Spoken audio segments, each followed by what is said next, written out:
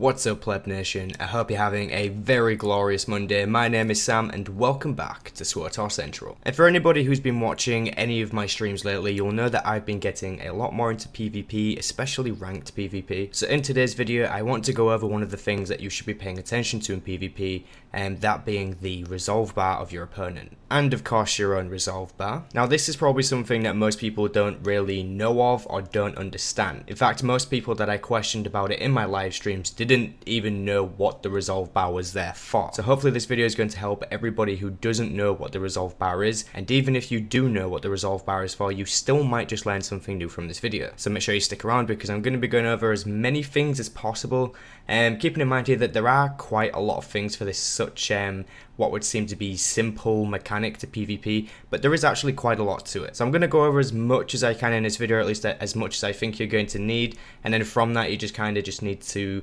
adapt to the resolve bar, I guess, and just sort of learn how it works yourself while you're playing the game, which you will get used to. So we will start off nice and simple. So first off, the resolve bar is the purple bar that appears around your player frame. You'll see it on screen now. You will notice this resolve bar on your own play frame or on your enemy's play frame when you start to do things like stuns and CCs, pushes and grenades, that kind of thing. So we actually just covered like most of the basic things that are going to affect the resolve bar. So just quickly, the resolve bar basically, in layman's term I suppose, is a mechanic to PvP which prevents a person from being stunned constantly, which I think is probably the simplest way to explain it. It's going to stop people from just stunning you constantly and then you not being able to move, because obviously in a PvP match where you've got multiple people could just stun you consecutively and then you'll just never not be stunned, which would obviously be a huge pain in the ass. So we have this resolve bar mechanic and it's something that you need to be paying attention to. So the things that are going to affect the resolve bar or fill up the resolve bar is going to be things like knockbacks, pushes, pulls, hard stuns and roots.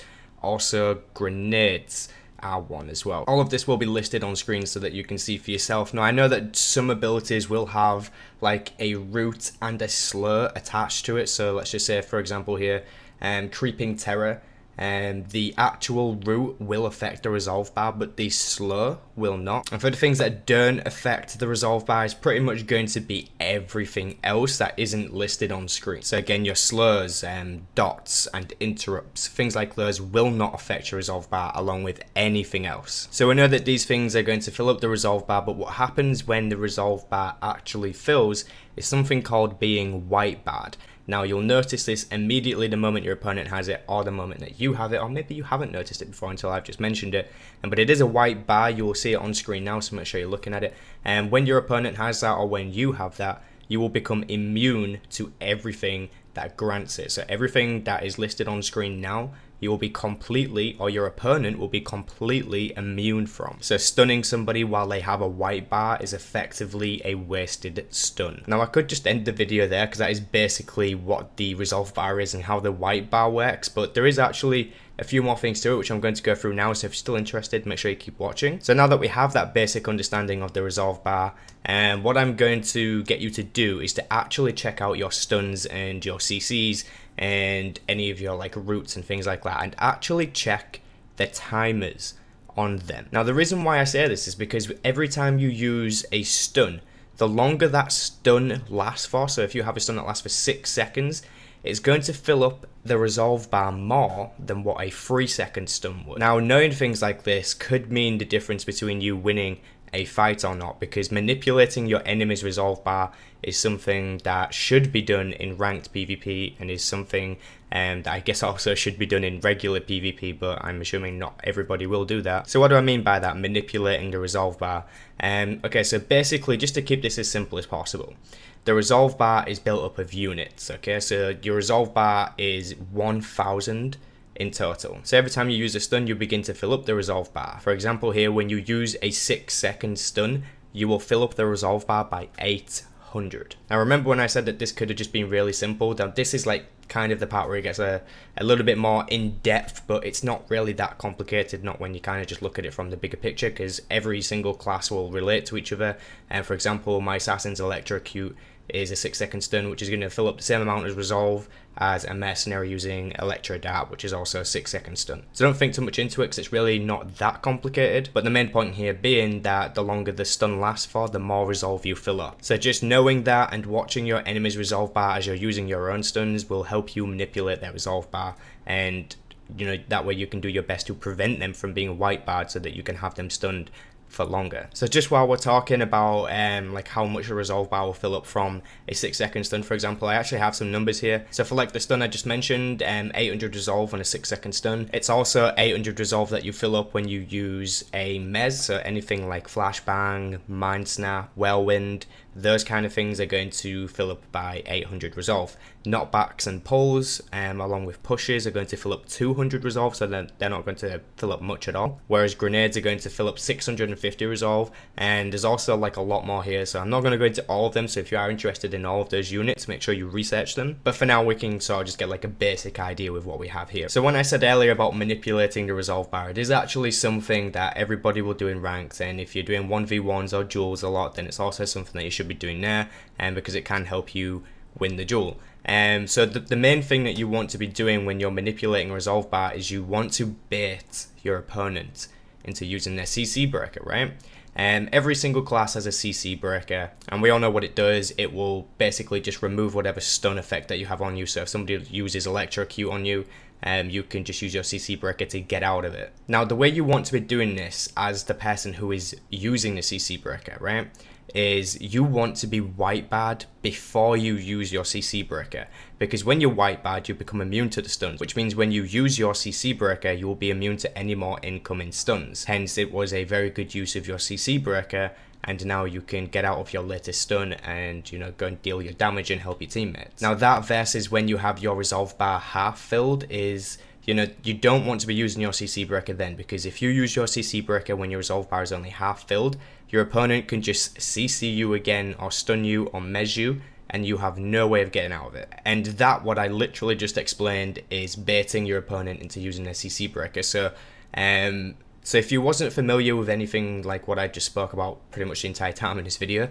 chances are you've been using your CC breaker all too often, and then you found yourself stunned, and then you're like, oh my god, I'm stunned, I can't do anything. Well, that's because you're using your CC breaker too early. You see, your opponent is actually baiting you into using your CC breaker, and when what you want to be doing is baiting them into using theirs. Basically, and this is me trying to keep this as simple as possible, is you want your opponent to use their CC breaker before they become white barred, which means you need to use as many stuns as possible to annoy them as much as possible to use that CC breaker without them being white barred. And there will be an example of that playing on screen right now for you, so make sure you're watching that. The example will be me getting stunned, and then I'm going to use my CC breaker after those couple of stuns, and then I'm going to be stunned again immediately, because we know that some classes can have like up to 4 stuns or 4 potential things which can put you in a form of stun. So considering everything that we just went over, a couple of the don'ts that we want to be going through really is don't stun your enemy while white barred. I think we already cleared that up anyways, but I'm going to have that on screen because that's definitely very important.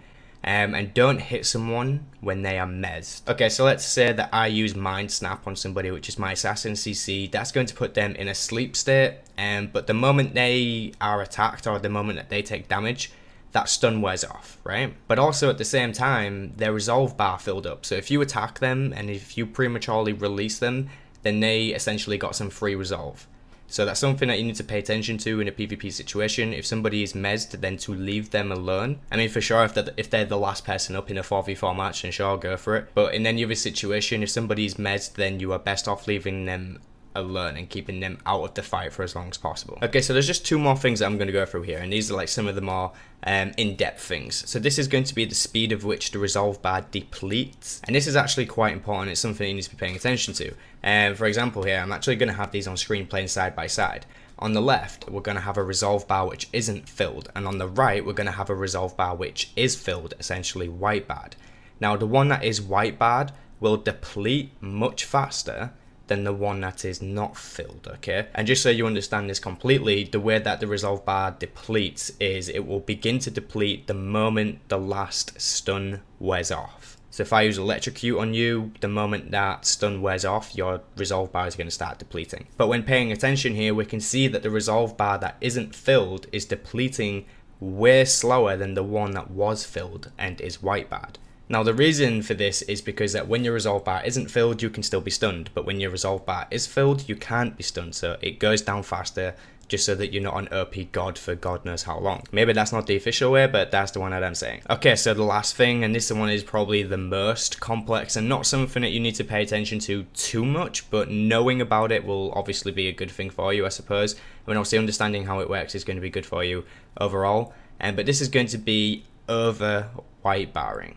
So as I mentioned earlier, your resolve bar works in units, right? So when you use a 6-second stun, you fill up 800 resolve. That means your opponent essentially has 200 more resolve before they are white barred. But what can happen here is, and hopefully I'm going to have an example of this playing on screen for you, when the white bar is filled, it isn't just 1000 out of 1000 that is filled, okay? You can actually over white bar somebody, essentially giving them a longer runtime with the overall white bar. But then the next thing that you have to take into consideration here is that when you are over white barred, the amount of resolve that you get dealt to you is 50% less the moment you go over 1000. Now I will have some text on screen which kind of just says that a little bit better, I suppose, because I'm terrible at explaining stuff, which is why my guides do so well apparently. Okay, so I think that is pretty much it. Now there will have been some footage in the background playing as well, so you'd have seen like some examples and maybe some duels in the background.